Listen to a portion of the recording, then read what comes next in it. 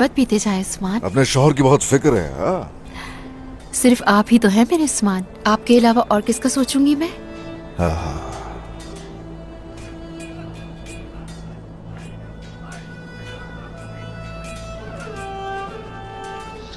फातिमा जिसकी तारीफें करती नहीं रुकती वो मरियम तुम हो। हाँ आपसे मुतारिफ होना मेरे लिए एजाज की बात है उस्मान सरदार।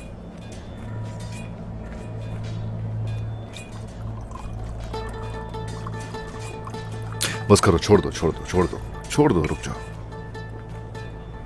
मदद कर देता हूं तुम्हारी।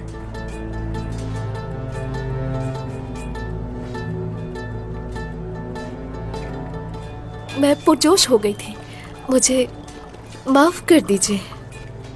अस्तगफिरुल्लाह, क्या मतलब है इसका? चलो ये लो।